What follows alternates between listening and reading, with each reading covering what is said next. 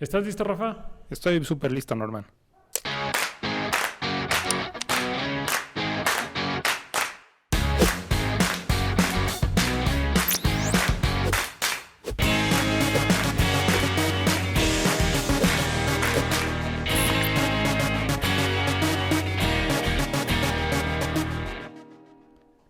Perfecto, pues comenzamos. Bienvenidos a esta tercera temporada de su podcast En 300. Yo soy Norman. Y yo soy Rafa.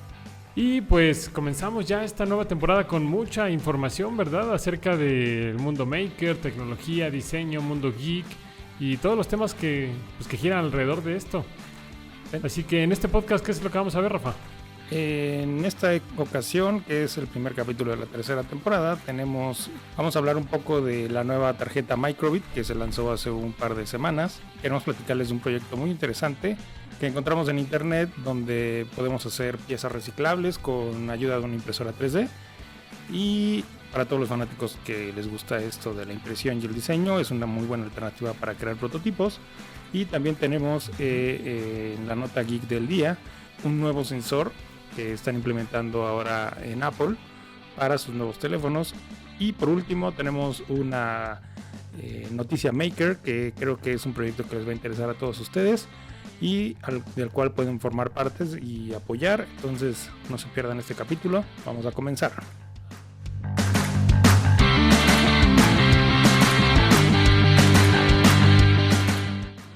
Y bueno, Rafa, pues este primer proyecto o producto que vamos a presentar más bien de este primer episodio de la tercera temporada es la nueva Microbit. Ya Microbit salió hace pues ya un poco tiempo, ya tiene como sus 3 añitos, yo creo 2 años más o menos, de 2 a 3 años que salió al mercado y pues no había habido como algún cambio radical, ¿no? O sea, se había habido algunas mejoras en cuanto al procesamiento, por ejemplo, pero nada tan crítico. Y ahora pues ya por fin la gente de la BBC, de Microbit, pues decidieron ponerle un poquito más de amor y agregar algunos sensores a esta tarjeta. Fíjate, principalmente la tarjeta lo que le metieron fue que incorporaron un micrófono ya en la misma tarjeta Microbit y un buzzer. Y esto principalmente porque fíjate que muchos de los proyectos que se desarrollan en las escuelas o cuando los niños están aprendiendo a programar con bloques, ya ves que Microbit se trabaja a través de bloques, muchos de estos proyectos requieren de audio, ¿no? No solo de que el niño interactúe con los botones en la tarjeta o que solamente pueda ver la luz en ella, sino que también pues meterle sonido o poder interactuar de una manera como un poquito más amigable con la tarjeta, pues es bastante interesante. Y pues por fin se decidieron a meterle su microfonito y su bocinita. Entonces es algo bastante atractivo. Además de estas dos mejoras, también le agregaron un sensor touch en la parte del logo, en la parte frontal. Hubo un ligero reacomodo, por ejemplo, de la antena de radio, donde tienen la parte de radiofrecuencia y la parte del Bluetooth. También hubo algunas mejoras en la parte del procesador que incorporaron. Y también ya le metieron un poco la parte del ahorro de energía. Entonces, bueno, ya en conjunto todas estas mejoras hacen que la Microbit pues sea un poquito más especial, ¿no? También la parte de abajo tiene un pequeño dentado para que puedas colocar caimanes en esa sección. No tengo ahorita un Microbit a la mano, pero y no nos ha llegado la nueva versión de esta tarjeta Microbit. Esperamos que nos llegue ya ahora a finales de año. Mira, pero bueno, en cuanto la tengamos se la estaremos mostrando. Mira, yo tengo aquí uno que había adquirido en 330. Sí vi las mejoras y lo voy a señalar aquí en el video. En esta parte es donde menciona Norman lo de la muesca para los caimanes. Es un pequeño dentado que le hicieron y va a ayudar mucho a que la sujeción sea un poquito más óptima. El diseño, sí, efectivamente es muy atractivo. Siempre ha sido una placa como muy llamativa para los niños, muy ergonómica.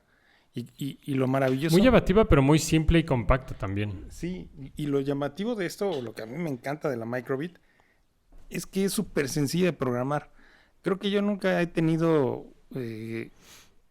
nunca he desarrollado un proyecto tan rápido y tan fácilmente como con los que hago en la Microbit, porque a final de cuentas nada más conectas y ni siquiera necesitas un software especial, sino directamente desde la página vas armando tus bloques y la programación se hace de una manera muy, muy, muy sencilla. Ahora, con todas estas mejoras que están implementando, creo que la versatilidad para la persona que está desarrollando, en particular a los niños, les va a llamar muchísimo la atención. Y creo que lo hacen de una manera muy llamativa, porque estuve viendo varios videos de cómo implementan esta nueva tecnología, de los nuevos sensores en la Microbit, y muchos de ellos son aparentemente como sensores más avanzados, de que cuando escuchen un ruido, detecten un sonido de ciertos decibeles, detonen una acción, ¿no? Entonces, pareciera que tiene un sensor como más evolucionado, pero simplemente con el puro audio puedes ejecutar como varias. Exacto. De hecho, son como tipos sensores de ruido, más que, por ejemplo, micrófonos, ¿no? O sea, ahí la gente lo podría confundir un poco con que, ay, pues como tiene un speaker y un micrófono, voy a grabar, por ejemplo, mi voz y después la voy a reproducir como tal, y no es tan así, pero sí ya los niños pueden hacer actividades mucho más interactivas, eso sí. Y ahorita que lo dijiste, por ejemplo, pues, uno de los ejemplos prácticos es fabricar un sistema que detecte la cantidad de ruido en la calle, que te diga qué tan ruidoso está el ambiente, ¿no? Sí, exacto. Sí, porque luego no lo percibes. Por ejemplo, si traes audífonos y estás escuchando música, conforme va pasando el tiempo le vas subiendo y no te das cuenta de que el audio puede llegar a estar muy alto y puedes lastimar tus oídos. Entonces, sí es, por ejemplo, para un niño que luego está expuesto a situaciones donde hay bastante ruido, como por ejemplo el bocinero del vagonero del metro, creo que puede llegar a ser un poco molesto para ellos e incluso lastimarles y fíjate, ahorita que platicamos de esto, me viene a la mente, por ejemplo, el caso de la gente que tiene autismo. Hay muchos niños que con el ruido extremo se pueden alterar muy fácilmente y se ponen en un estado de crisis que es difícil de controlar. Entonces, si tienes un microbit que esté activado todo el tiempo y puedas detectar a través de gestos o emociones, por ejemplo, una carita, que está habiendo mucho ruido en el ambiente, tú como padre o como tutor del niño puedes prever una situación, porque tal vez tú no estás percibiendo el ruido. Y con esta tecnología que es extremadamente sencilla, creo que podemos hacer un cambio importante en la sociedad, o bueno, aportar mucho a la sociedad. Claro, creo que es la finalidad, ¿no? Al final de cuentas de esta tarjeta o de otras tarjetas que hay en el mercado como Arduino, como Raspberry Pi, pues no tanto. Bueno, está enfocado también a niños, por una parte, pero no es tan amigable como por ejemplo Microbit. Y creo que es una de las cosas buenas que tienen todo este tipo de plataformas de robótica educativa, ¿no? Que son fáciles de usar y te ayudan a fomentar como la creatividad al momento de que estás desarrollando un proyecto en el colegio, por ejemplo, con los niños, con tus hijos, etcétera, etcétera, ¿no? Sí, pero ayuda, tiene muchas nuevas mejoras que vale la pena que lo exploren. No sé si ya está a la venta aquí en México, pero... No, te comentaba que todavía no llega. Lo que pasa es que siempre llega, se libera para todos los demás países, menos para México, por temas de certificaciones, más que nada. Algunas certificaciones que se requieren para poder traer los productos aquí al país, pero me parece que ya va a estar liberado por ahí de noviembre. Entonces, pues de hecho ya estamos en noviembre, a finales de noviembre más bien, para que esté llegando a mediados o finales de diciembre. Esperemos que nos lleguen algunos, ya les estaremos avisando para que les esté interesado. Un buen regalo de Navidad. Pues así con el Microbit, ¿no? Entonces, pues vámonos a la siguiente nota, ¿no? ¿Te parece? Me parece perfecto.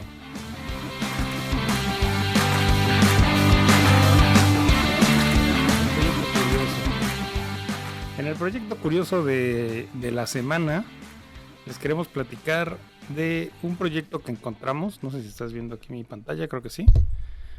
Sí. Un proyecto que encontramos en internet de una página, un canal de YouTube, que creo que ya se los habíamos recomendado, no recuerdo bien, pero se llama XYZ Aidan, que es un chavo que es muy maker, el muchacho. Hace un proyecto que tiene que ver mucho con el reciclaje. Lo que hace es crear moldes con impresión 3D y a través de un sistema como de prensado, que es muy simple, logra comprimir todo este cartón y genera como objetos o piezas que se ven bastante útiles o prácticas. Es como un proyecto muy eco-friendly. No sé si alguna vez tú llegaste a hacer en la escuela un proyecto de reciclado de papel. Donde... Es lo que te iba a preguntar.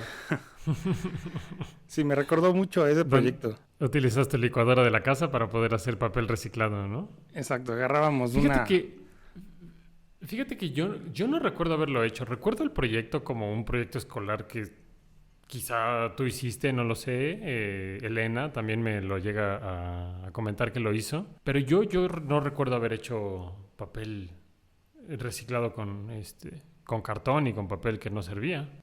No me acuerdo en dónde lo hicimos. Según yo llevábamos una materia de ecología y en alguna de las clases uno de los temas era hacer papel reciclado y básicamente lo que agarrábamos era una lata de sardina o de atún, le quitábamos la base, le poníamos una malla de media y Ujú. metíamos a la licuadora el papel con algún aglutinante, que en este caso creo que, bueno, en aquella época usábamos resistol y se hacía como una masita medio. Todavía sigue existiendo.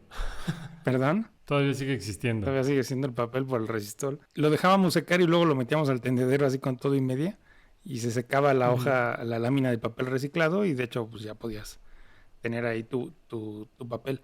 Y creo que ese mismo proceso es el que usan para hacer algunas artesanías donde hacen como lámparas muy rústicas o cosillas así en algunos lugares turísticos como Coyoacán, aquí en la Ciudad de México, donde te venden como papel reciclado para poder hacer pantallas de lámparas, cartitas o escribir poemas o vete a saber qué tantas cosas. Se ve interesante el Sí, proyecto. lo utilizan mucho como portada de agendas, ¿no? Mucho. Ándale, también O sea, toda la agenda como tal es de papel reciclado, sí, pero como ya procesado en sí, fábricas. Y libretillas no y cosas así. solamente la tapa, exacto, solamente es la tapa o la portada y la contraportada te las hacen con papel reciclado, ¿no? O cartón. Sí, nada más que este chavo lo que hace es que evolucionó el proceso y empezó a fabricar formas en 3D. O sea, porque al final de cuentas el papel como que tiene muchas limitantes. El proceso de producción, tal cual como lo conocemos con papel, es laminar simplemente, ¿no? Y aquí el asunto es Ujú. que creas como el hueco con un objeto en 3D, o sea, modelas el objeto en 3D e imprimes la contra en la impresora. Obviamente para que pueda salir la pieza necesitas eh, ángulos de salida, que es algo que necesitas para cualquier formación de pieza, ya sea de inyección de plástico, soplado, termoformado, lo que quieras. Este proceso también requiere de un pequeño ángulo de salida. Y lo que menciona este chavo a través de su experiencia, que me parece un video muy completo donde platica todos estos temas, es que en ocasiones con todo y ese ángulo, la pieza se deshace o se destruye. Entonces lo que recomienda hacer es hacer 3 moldes, poner como tapa, base y el cuerpo del molde para que tenga menos estrés la pieza cuando vas a desmoldar. Y esto me Ujú. recordó mucho a, Un poquito como si hicieran un flan. como si fuera, ¿qué, perdón? ¿Un flan? Ándale, Como si hicieran un como flan, los ¿no? moldes de los flanes, básicamente, que tienen Exacto. su ángulo de Ajá. salida, nada más que esos creo que están un poquito más exagerados. Y en 24 horas, dejando secar esta pieza, ya te queda una pieza que puedes utilizar. No acaba de secar en el tiempo que recomiendan o sugieren, pero de menos ya tienes la pieza, ¿no? Eh, Ujú. y con esto podemos hacer como diferentes tipos de proyectillos, como para hacer artículos decorativos o cosas que no estén expuestas a la intemperie, porque al final de cuentas, como esto está hecho con agua, si tú le pones agua o pones en contacto la pieza con el agua, se va a deshacer y no va a tener como la resistencia, Que de pero hecho es algo de lo que menciona, ¿no? Que el agua es de las pocas cosas que lo destruye, porque al final de cuentas hace varias pruebas como de esfuerzo para poderlo como flexionar y romper y no lo logra. O al menos no logra doblarlo tan fácilmente, sino que necesita de alguna herramienta para poder en realidad maltratar el producto, ¿no? sí, precisamente porque queda muy compacto. Y a final de cuentas, Ujú. si analizamos el proceso, teóricamente es muy similar al proceso de fabricación del MDF. No sé si muchos de ustedes lo conocen, pero el MDF es una madera que es un conglomerado donde lo que hacen es triturar la madera y queda como polvo y le meten este Ujú. aglutinante que les digo y lo procesan en una laminadora. Entonces van creando el calibre de la madera en función a la necesidad de lo que van a producir, pero básicamente es una prensa. Y aquí es algo muy similar. Entonces, cuando tú ves el material que termina desarrollando este joven, se ve que es un material fuerte, inclusive lo puede taladrar y lo martilla, como bien dices, y no le pasa nada a la pieza.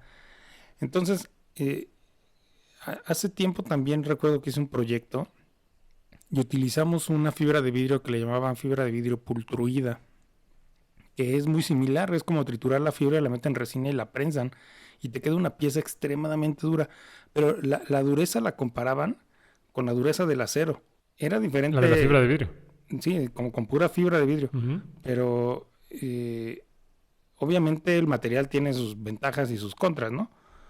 Aquí el asunto es ver cómo podemos aprovechar este material para poder darle una utilidad o darle más sentido a la forma que estés generando. Y con esto me quiero pasar a otro tema de otra noticia que encontré. Espérame. Antes de que pase al otro tema, nada más algo que se me hace muy, muy interesante de la forma que utiliza como aglutinante o del producto que utiliza como aglutinante. No sé si lo mencionaste, creo que no. Habla sobre, hace muchísimas pruebas con 3 productos, ¿no? Uh-huh. Uno que es con pegamento blanco, tipo resistol. El otro es con fécula de maíz, ¿no? Como si fuera maicena. Ajá. Con el que pues obviamente se utiliza en la cocina para espesar, para hacer atoles o para espesar algún tipo de alimento. Y el tercero es con arroz. Y cuando dijo eso, que de hecho él comenta que el arroz es el producto que más le funciona y que más va acorde también con esta situación de ser ecológico, me pareció bastante interesante porque dije, bueno, digo, para los que se meten a la cocina, el arroz, sobre todo, por ejemplo, el tipo de arroz japonés, cuando no le quites el almidón, no lo enjuagas varias veces, Se te pega todo. tú terminas de cocer el arroz, sí queda súper ultra pegajoso. Y él utiliza arroz como mejor aglutinante para el cartón. Entonces, eso se me hizo también bastante interesante. También, bueno, yo no sé si lo hayan usado alguna vez, pero podríamos explorar también con el chayote, porque cuando lo pelas queda todo pegajoso y todo. Y eso para que se te quite, luego tienes que lavarte 2-3 veces. Exacto. Y eso te lleva a otro proyecto, Rafa. ¿Cuál sería? Y sí, esto lo encontré por pura coincidencia. Yo creo que Google me estaba espiando. Pero también encontré que hace unos meses, de hecho esta nota la teníamos preparada antes de que terminara, antes de tener la temporada pasada, pero se me hizo prudente sacarlo, aunque ya es una noticia un poco vieja. Pero hay una cerveza que se llama Carlsberg, que creó un empaque que es muy similar a este proyecto, a este proceso. Estoy seguro que es a través de un prensado y con la presión y el calor forman la botella y están almacenando cerveza dentro de esta botella ecológica, que realmente es un proyecto ecológico. Este proyecto cuentan que tiene ya varios años de desarrollo, me parece que desde el 2015. Entonces ya es un proyecto que ya está muy avanzado. De hecho, se espera que para el 2030 ya esté en producción. Es un verdadero producto, así lo aseguran los desarrolladores, que es eco-friendly. De hecho, es un producto... La intención es como ser libre de emisiones de carbono, ¿no? Exacto. De la empresa en general. Exacto, en todo el proceso, desde el proceso de fabricación del empaque, el envasado, la transportación del producto, todo lo están buscando hacer con 0 emisiones de carbono. Entonces es un gran reto, no es nada fácil. Y es muy, muy caro hacer un cambio en línea de producción. Pero es algo que si lo logran concretar como tal, va a ser un boom en el mercado.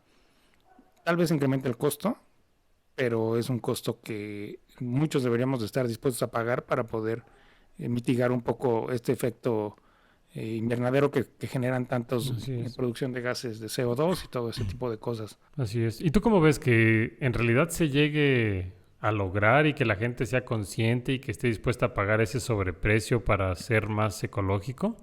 Yo lo pienso porque, digo, para los que saben un poquito de la trayectoria que tengo, es antes de poner 330 Amps junto con mis socios, pusimos una empresa ecológica que se llamaba Verde Botella. Y en esa empresa lo que hacíamos era reciclar botellas de vidrio para darles una segunda vida, ¿no?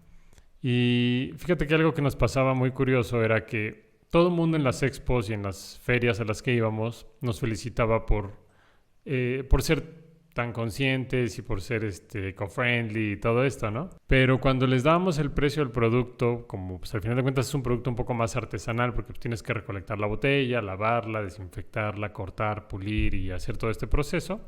Trabajamos con botellas de vidrio. el costo era mucho más elevado que el costo de un vaso de vidrio de cualquier centro comercial, ¿no? De cualquier súper. Entonces, incluso 10 veces más, ¿no? Estamos hablando que el costo de un vaso en un centro comercial a veces es hasta de unos 50, 2 pesos por vaso. Y hacerlo a la manera en la que nosotros lo estamos haciendo reciclando el vidrio de las botellas de vino, lo vendíamos a veces hasta en 25 pesos, ¿no? Entonces, muchísima gente nada más nos felicitaba por el trabajo y por lo que estábamos haciendo, pero nadie compraba en realidad. Entonces, ¿qué tanto crees que este tipo de iniciativas se logren concretar, ¿no? O se adopten? Pues mira, no es nada sencillo. De hecho, como bien lo mencionas, estás hablando de hacer artesanalmente un proceso industrial. O sea, poniendo el ejemplo de verde botella. Entonces el costo de operación se vuelve muchísimo más caro que el costo de Sí, industrialización. Entonces yo sé que una botella de cerveza, no recuerdo bien el costo, pero me parece que era como alrededor de 30 centavos. Alguna vez platiqué con un ingeniero y me dio un estimado. No me acuerdo si eran 3 centavos o 30 centavos, pero era algo ridículamente bajo. Entonces, menos de 50 centavos. si tú quieres producir un producto, eh, o sea, si estás produciendo una botella que te está costando 30 centavos y puedes producir de la misma manera, de una forma muy rápida y muy industrializada, vasos de 30 centavos, ¿por qué voy a aumentar un proceso ecológico para hacer un producto mucho más caro? Sí tiene una esencia ecológica, pero al final de cuentas creo que el impacto no va a retribuir como el proyecto, ni al producto, ni al ambiente. Requerirías como hacerlo más simple todavía. Como, o sea, Así por es. ejemplo, darle una segunda vida a la botella como tal, ¿no? Tal vez pintándola y ya ahí ya te volviste más eco-friendly. Pero hablando Sí, de ese este es tema, complejo. O quizá la única forma en la que podría solucionarse sería haciendo leyes, ¿no? Como ahora con el de las bolsas de plástico. Regulando o haciendo leyes en donde ahora, por ejemplo, aquí en ah, México con lo de las bolsas de plástico, que se prohíben las bolsas de plástico y de repente ya todos los servicios de restaurantes y demás te sirven en vasos, en bolsas ecológicas, ¿no? En vasos ecológicos, en toppers ecológicos, pero ya todo eso te lo mandan de los estos de fécula de maíz, que obviamente incrementa el costo del producto, pero pues ya no les quedó de otra. Tuvieron que cambiar. sí, pero al final creo que eso tampoco es tan bueno, porque al final de cuentas la huella de carbono que deja el producir un producto de papel es mayor que el que te genera la huella de carbono de un producto de plástico. Y te lo voy a Ujú. poner de una manera muy, muy clara y muy fácil. Tú transformas la materia de cualquier material que te imagines con el mínimo de energía posible. Y el que te da el resultado más bajo es el plástico. Simplemente si tú colocas el plástico en la cabeza y respiras, derrites el plástico y o sea, se te vuelve como un tapón. O sea, puedes deformar un plástico nada más soplándole con Ujú. el calor de tu boca. Sí, sí, es muy maleable, es muy noble para poderlo trabajar. Entonces, la energía que requieres para transformarla es mínima, es ínfima. Ahora, si tú quieres transformar la energía de un material para poder hacer un plato, ¿qué necesitas para hacer? Te va a costar muchísimo más en recurso de energía que el plato de plástico. Entonces, lo ecológico ya no es tan ecológico. O sea, Ujú. tendrías que Sí, tapas un optimizar. hoyo, destapas uno y tapas otro, ¿no? Pero aquí yo creo que destapas 100 y tapas uno. Porque sí es, cuando te pones a hablar de números y ya lo ves como en industria, en impacto ecológico, te das cuenta de que es una brutalidad de energía. Entonces, esto es un tema un poco complicado y muy complejo. Por eso este proyecto de las botellas, aunque ya está diseñado y ya está hecho el producto, no se ha lanzado al mercado. Porque el Ujú. proceso de producción es complejísimo. De hecho, no sé si recuerdas que hace varios años salió una iniciativa donde querían hacer los arillos de la cerveza de un material ecológico también, que era del mismo desperdicio Sí. de la malta. Era un proceso muy similar a esto, prensar el residuo Ujú. y generas como los arillos, ¿no? Igual, platiqué con un ingeniero hace tiempo y me sacó costos e impacto de lo que requiere adaptar una línea de producción para hacer ese tipo de implementaciones en la industria y se sale o sea, se sale de control el costo y todo, o sea, se vuelve inviable el proyecto. Y pasaría lo mismo que las botellas Claro. de verde botella. ¿Quién te va a comprar una cerveza que si te cuesta 15 pesos ahorita, al rato te cueste 80 nada más por el arillo. Sí, exacto. Sí, es todo un tema, como dices, y pues habría que checar bien qué es lo que más conviene, ¿no? Pero al final de cuentas, lo importante es que creo que se está haciendo algo y que, pues digo, ojalá que pueda ser económicamente viable y que sea un proyecto que se realice, ¿no? Sí, y lo importante aquí, creo que para el tema de ecología, creo que nos desviamos un poquito, pero hablando de este tema de ecología, lo importante es ocupar el mínimo indispensable, el mínimo recurso posible para hacer tus cosas. Eso es Ujú. ser ecológico. Si tienes una prenda de ropa y la puedes usar 5 veces más, úsala. Si tienes unos tenis que te aguantan otro mes, aguántate y usa los otros meses. Y eso realmente es ecológico. Pero bueno, como dices, ya nos desviamos un poquito del tema y del guión, Sí. pero pues así pasa cuando la plática se pone buena, ¿verdad? Sí, siempre nos pasa. Planeamos un podcast de 20 minutos y resulta que terminamos hablando 1 hora. Pero Y bueno. pues bueno, vámonos a la siguiente nota. Y bueno, pues en la nota geek de la semana vamos a platicar de algo que ya se vio bastante, seguramente ya están todos enterados, y es del lanzamiento del nuevo teléfono iPhone 12 y 12 Pro, ya que si alguno de ustedes está enterado, una de las grandes mejoras que hace cada año iPhone o casi cualquier desarrollador de teléfonos celulares es las mejoras en las cámaras de estos teléfonos, de estos dispositivos. Y en particular este año, en las nuevas versiones del iPhone 12 Pro, incorporaron un elemento que ayuda muchísimo a la mejora de toma de fotografías principalmente. Y es la incorporación de un sensor LiDAR dentro de sus cámaras. De hecho, ya es algo que se había mencionado, bueno, que ya se hizo también en otro dispositivo que fue en la iPad Pro, que salió también me parece que salió también este mismo año. Y bueno, ahora lo llevan a incorporarlo dentro del iPhone. Y bueno, la verdad nos preguntamos por qué tú crees, Rafa, que iPhone haya se esté metiendo ahora en incorporar este tipo de sensores, ¿no? En sus dispositivos. Y obviamente todos nos preguntamos, pues, ¿para qué tipo de aplicaciones puede llegar a funcionar? Y bueno, pues checando la nota, creo que la principal aplicación obviamente son las fotografías, porque todo mundo que tenga ese tipo de iPhone, pues hará uso inconscientemente del sensor, pues porque la ventaja que tiene es que al momento de echarlo a andar, el LiDAR o LiDAR, como funciona es que digamos que empieza a emitir una serie de puntos infrarrojos hacia el frente, y la luz rebota dentro de en los objetos, y el mismo LiDAR lo que hace es detectar esa señal de rebote. Es un poco como los sensores ultrasónicos o como los clásicos sensores infrarrojos, ¿no? Entonces, gracias a esta detección de distancia con la nube de puntos que genera, el teléfono puede hacer, por ejemplo, autoenfoque de una manera mucho más rápida, o hacer mediciones de objetos o de cuartos, por ejemplo, de una manera mucho más precisa. Entonces, ¿tú cómo ves, Rafa, que este tipo de sensores pues llegue a revolucionar un poco como la industria? Digo, no sé si decir que se les están acabando como que las ideas. ¿Tú crees que es un sensor que vaya a cambiar mucho la forma en la que se está trabajando, o para las aplicaciones de realidad aumentada que también se piensa? ¿Tú cómo lo ves? Híjole, es todo un tema, Norman.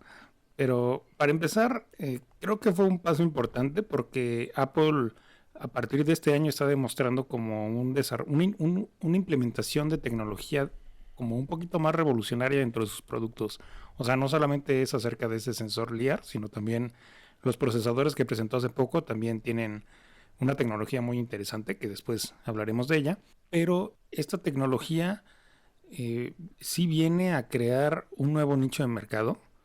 Al menos en el área donde yo me desarrollo, suena interesantísimo el poder utilizar este sensor, porque no por la realidad aumentada, porque como bien lo mencionas, es un sensor a través de láser donde puedes medir la distancia entre los objetos, y al medirla o saber dónde se encuentran, puedes hacer un escaneo 3D de los objetos o del espacio donde estás utilizando el sensor, perdón. ¿Y qué ventajas tiene esto? Al menos, por ejemplo, para el área de diseño, o por ejemplo la arquitectura, el interiorismo y todo ese tipo de cosas. Si tú tienes un espacio donde vas a diseñar, con este sensor tú llegas y escaneas un cuarto y ya sabes lo que tienes dónde tienes que trabajar y muchas de las restricciones o limitantes que vas a tener. En muchas ocasiones a mí lo que me pasa es que voy a hacer un scouting, tengo que medir y de repente no me fijé que hay un conector atrás, bueno, en un muro o que tengo una lámpara en cierto lugar y esos detallitos cuando se te van, después como que te puede generar algún contratiempo, ¿no? Entonces, con este sensor creo que podemos no solamente aprovechar de una fotografía un poco más natural, como para darle la profundidad de campo y todo ese tipo de cosas, el enfoque que sea perfecto y lo que tú quieras, sino también puedes utilizarlo como una herramienta de trabajo y bueno, de esparcimiento también, como para videojuegos con realidad aumentada, que creo que eso no puede permear tanto como en la industria de los videojuegos. Es cansado y es un poco complicado estar sosteniendo el teléfono y estar jugando, no es tan ergonómico. Pero, por ejemplo, los que juegan Pokémon Go y eso. Pero no estás escaneando al muñeco. O sea, nada más se mete la pelotita. Ah, no, no lo estás escaneando, pero lo estás utilizando el sensor para que el objeto se mueva de una manera más natural dentro del ambiente que se genera. Pues sí, podrías hacer algo como que se esconde el muñequito o alguna cosilla así. Pero Ujú. creo que después de un juego que utiliza esa tecnología, como que deja de ser importante. Es como, o sea, realmente lo que le pasó a Pokémon Go es que fue un juego que pegó muy fuerte y después desapareció. O sea, tuvo su boom y cuando otras empresas quisieron copiar su mismo desarrollo o como la manera de jugar, como que ya nadie le hacía caso. Como que fue nada Ujú. más la innovación y después ya pasó a segundo plano. Pero Fíjate que a mí algo que me interesa mucho de que iPhone haya incorporado tecnología de este tipo dentro de un teléfono celular es que empiezan a hacerlo, o sea, empiezan a darle difusión a este tipo de tecnologías y la gente se empieza a enterar de que existe. Porque, por ejemplo, ¿tú cuándo fue la primera vez que te enteraste de los sensores LIDAR? precisamente con el iPad. Con el iPad. ¿Antes Bueno, nunca habías escuchado de los sensores? no había escuchado el nombre, pero sabía que existían. De hecho, el Huawei también tiene ese tipo de sensores. Ujú. O sea, Pero nunca le pusieron ese nombre, no sé por qué. Porque al final no, de cuentas, pero el LiDAR, lo que yo estaba buscando o investigando es que no es como tal una marca, sino más bien es como la forma en la que hace la medición, ¿no? Es como sí, es decir, la tecnología tengo que entendido yo, está. es como decir ultrasónico. Sí, es la tecnología, porque Entonces, lo que sé es que radar es a través de ondas de radio, o sea, por eso la R ujú, de radar, y LIDAR es de luz, es de luz. es un láser, Ujú, a final de cuentas, entonces por eso son las siglas, ¿no? Eh, ujú. pero bueno, la tecnología es muy. O sea, tú la conocías como tal, o sea, conocías el concepto de que rebotan las señales o la luz dentro de un objeto y con eso se puede medir, pero no sabías que era como, bueno, que se estaba utilizando el término del LiDAR. No, no sabía, definitivamente no sabía que se utilizó así. Ya. Sí, Apple fue el que hizo. Es el Lo popularizó. exacto, es el que populariza mucho los nombres. Que estoy seguro Exacto. que en las siguientes generaciones de celulares muchos van a empezar a incorporarlo, solamente por decir que tienen lo mismo que tiene iPhone. Sí, porque, como dices, tu teléfono, este Huawei ya lo tiene. O sea, de hecho, tú ya podías hacer escaneo de objetos en 3 dimensiones con Ya, el Huawei que tienes, ¿no? ya desde hace No tiempo. sé desde qué versión tengas tú. Bueno, e incluso se puede hacer con las puras cámaras. O sea, Sí, tampoco es algo que no se puede hacer con las puras cámaras. Se puede hacer con casi cualquier cámara. Lo que pasa es que la precisión con la que te lo va a hacer no va a ser la misma porque no tiene la misma profundidad de campo. exacto. Ahora, bueno, en Huawei se llamaba sensor, creo que se llama sensor TFOP, algo así. Pero Ujú, teóricamente dicen que es otra cámara, que es para medir como, igual como dices tú, con los ojos, tú mides la distancia de un objeto de una manera natural y se vuelve como algo muy intuitivo. Y pero el sensor que mencionan de Huawei sí emite puntos. O sea, si tú ves el infrarrojo de cuando quieres desbloquear el teléfono, emite varias luces. Y cuando tú pones la cámara, las cámaras sí detectan el infrarrojo, alcanzas a ver el destello de la nube de puntos que avienta. Eh, ujú. pero es interesante este tema porque tal vez nos vamos a alargar un poquito. Estuve viendo una presentación de Elon Musk donde habla acerca de los sensores, de estos sensores, porque no los quiere incorporar dentro de sus autos. No sé si mucha gente de aquí sepa eh, que precisamente... Se utiliza muchísimo para vehículos autónomos, ¿no? Exacto, los vehículos autónomos tienen arriba, antes se usaban mucho unos muy grandes que son como unos cilindrotes que daban vueltas, esos son sensores LIDAR. Y Elon Musk lo que en una conferencia explica el por qué no quiere usar ese tipo de sensores, que sí tiene sus ventajas y es muy práctico y lo que quieras, pero lo que él hace es que pone cámaras y a través de la distancia de la cámara, que pone tiene 8 cámaras me parece, y están como alineadas como a cierto espacio, el rango de visión o con el ángulo de la cámara puedes determinar dónde están los objetos. Entonces, con inteligencia artificial, a través de Machine Learning, puedes entender dónde está tu objeto. O sea, lo que él explica es que dices, con un sonar LIDAR, tú puedes saber que hay un objeto ahí, ¿no? Que en la carretera, en medio de la calle, ves un objeto negro. Pero con el sistema de cámaras y con la inteligencia artificial, puedes saber si ese objeto negro es una bolsa, o es una llanta, o es un peatón, o es algo más, ¿no? Entonces, la versatilidad del procesamiento se vuelve un poquito más inteligente. Igual, si ves un carro que está pasando otro carro, en el momento en el que desaparece porque uno bloquea al otro, con el sensor LIDAR simplemente desaparece el objeto. Y con la inteligencia artificial sabes que hay un objeto detrás de otro y a través del tamaño y de la dimensión entre los dos objetos puedes determinar hacia dónde van o qué velocidad llevan, calculas en dónde está y cosillas así que me parece muy interesante la presentación que da. A ver si podemos poner el video en la descripción para que la gente lo vea, porque me pareció sumamente interesante cómo aborda este tema. Que aparte lo que menciona es que es muchísimo más barato utilizar el sistema de reconocimiento de cámaras que utilizar un Pero sensor. ahí la pregunta sería qué tipo de cámaras son las que necesitas, ¿no? O sea, ¿cuánta calidad necesitas en esas cámaras? Bueno, estamos hablando de un vehículo y seguramente los sensores son igual de caros que las cámaras. Sí, claro, igual que los LIDAR, ¿no? O sea, o no, tal vez no tan caros, no lo sé, ¿no? Pero sí, no le van a poner, igual se requieren unas no cámaras le van muy a poner poderosas. un sensor de iPhone. O sea, No, pues no. van a poner algo muchísimo más robusto, ¿no? Pues sí está bastante interesante. Fíjate que nosotros nos llegó, bueno, te preguntaba lo de cuándo te enteraste tú de los sensores LIDAR, porque yo recuerdo que a nosotros nos llegaron los primeros sensores LIDAR más o menos por ahí de hace 2 años también, hace como 3 años, yo creo.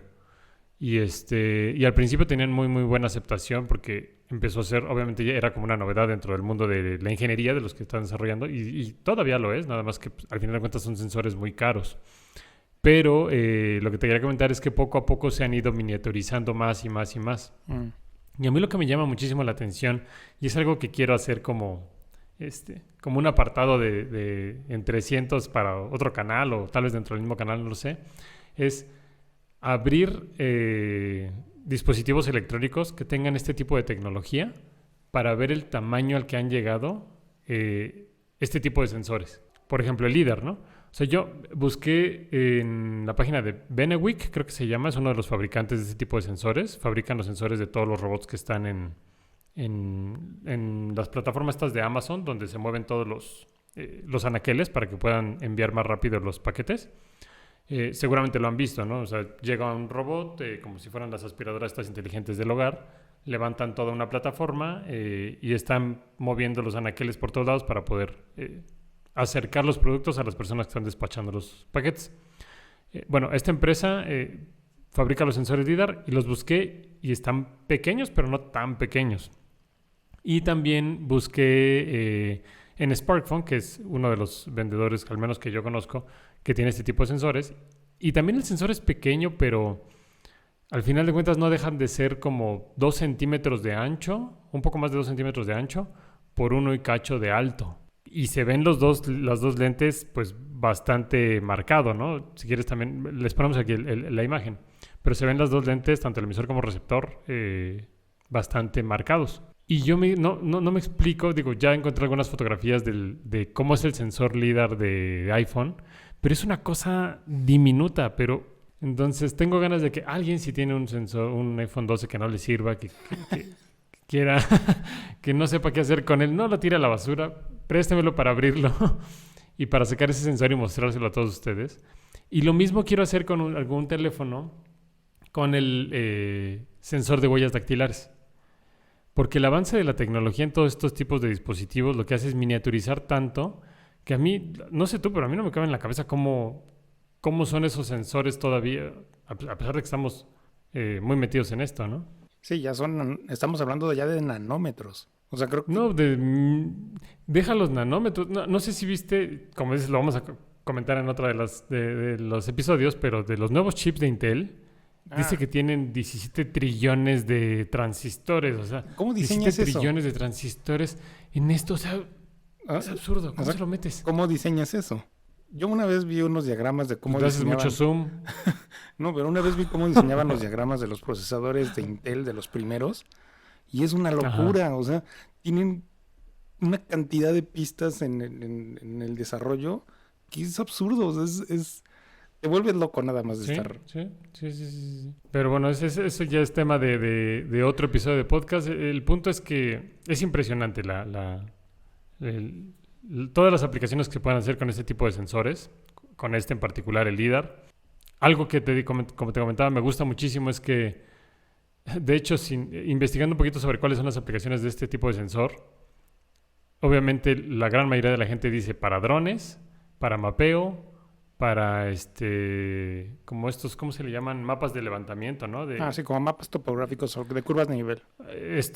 Exacto, curvas de nivel o topográficos, para vehículos autónomos, etcétera, etcétera, ¿no? Para los vehículos de Tesla. Sin embargo, quizá hoy en día no, pero deja que pasen 6 meses y tú dime en qué aplicación se va a usar el sensor LiDAR. ¿Cuál va a ser la mayor aplicación usada en un sensor LiDAR? Mira, voy a oírme un poco anti-fanboy, pero no me gusta Apple, la verdad. Pero creo que es algo que a mí me serviría mucho. O sea, yo que hago diseño 3D, estar modelando objetos a veces como con formas orgánicas se vuelve muy complejo. De hecho, hace poco un cliente me pidió ayuda para... Bueno, pero espérame, pero no me respondiste la pregunta. ¿Cuál va a ser la aplicación que más se va a usar en el mundo con el sensor LiDAR? Yo creo que escáner 3D. Tomar fotografías. Bueno, sí, pero no es ¿Tomar algo... fotografías? No es algo que vaya a ser... Está sobrepasado. Sí, claro. Sí, yo lo entiendo, pero esa va a ser la aplicación. O sea, la gente de a pie lo que va a decir es, ¿para qué sirven los sensores LiDAR? Para tomar fotografías, ¿no? Para que la foto salga mejor. Eso era lo que iba. A mí lo que me da miedo es que la gente lo interprete como por ejemplo, en el supuesto de que evolucione y se vuelva como un escáner 3D como lo que necesito, me da miedo que la gente lo empiece a usar como una manera de formación muy como fehaciente, muy, muy creíble. Te voy a poner un ejemplo. Si tengo que diseñar un evento en algún lugar y me piden un proyecto para mañana, lo más natural es que yo vaya y tome medidas y vea el lugar y empiece a analizar todo, desde cómo entran el escenario, las tablas, la gente, la logística, todo eso. Y lo que me da miedo es que llegue un cliente y que me diga, mira, ya te lo escaneé y te mande el archivo. Yo tengo el iPhone 12. Sí, ahí está, diséñamelo. Sí, ya te hice el modelo de la pieza. Así, no, es que no va a ser lo mismo. O sea, porque al final de cuentas vienen muchas imperfecciones. Ahorita que comentas eso es un poquito como el típico ingeniero. Pues, o sea, el típico chavo que llega con un Arduino a decir, ya le cargué la librería y ya le cargué los ejemplos y le puse el shield y ya hice lo mismo que haces tú que estudias de ingeniería. Sí. No sé si por ahí va el asunto, ¿no? O sea, que va a llegar un güey a decir, voy a escanear todo y acabé. Y creo que es algo mucho más complejo que eso, ¿no? Pero no creo que sea tanto... O sea, se agradece la iniciativa que tiene la gente para hacer las cosas, pero creo que se puede llegar a demeritar un poco el trabajo de alguien. Sí. O sea, porque si alguien llega y me dice, oye, escaneate esta presa en 3D, por ejemplo, esta taza, que me digan, escaneala en 3D y hazme la igualita, suponiendo que es algo que no pueda hacer como con tanta medición, y yo le digo, te voy a cobrar 3,000 pesos por hacer la tacita.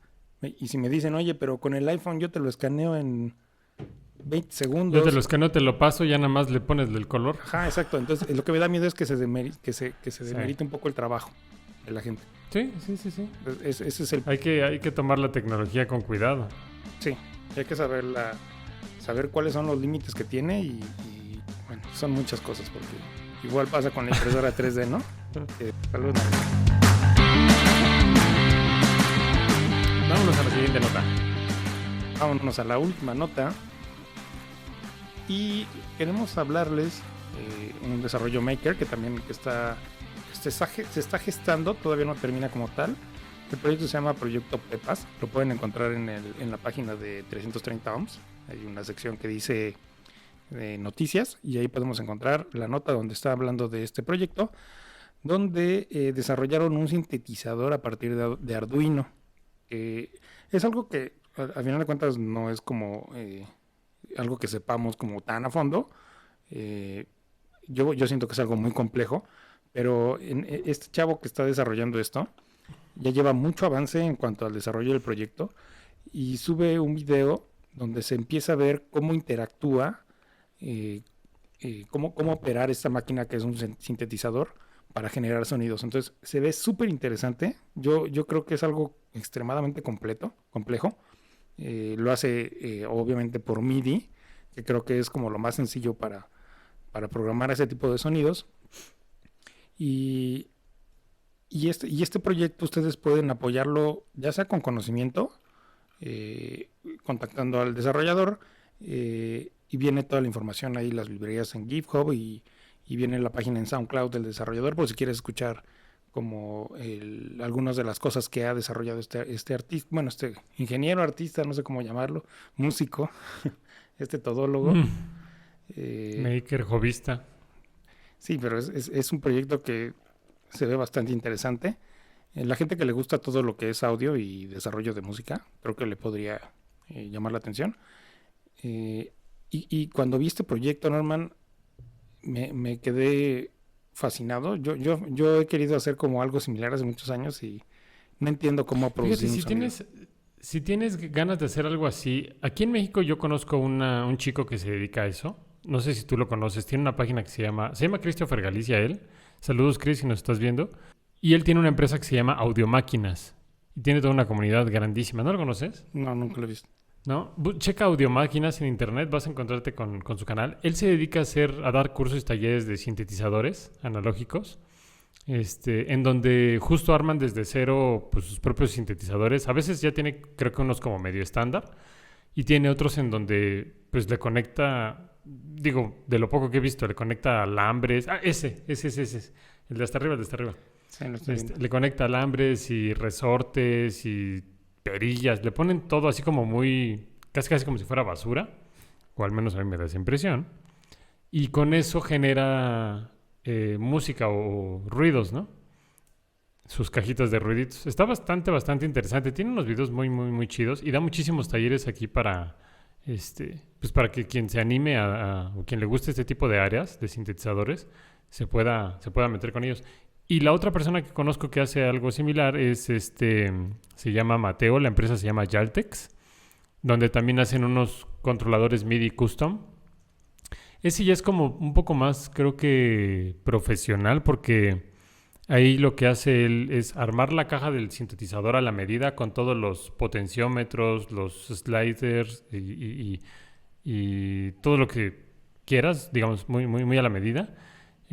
Y eso ya lo conectas, creo que está basado en Arduino y lo conectas a Arduino y creo que con una integración a una plataforma que según yo se llama Ableton o Appleton. Appleton es el RON, supongo yo que debe ser Ableton.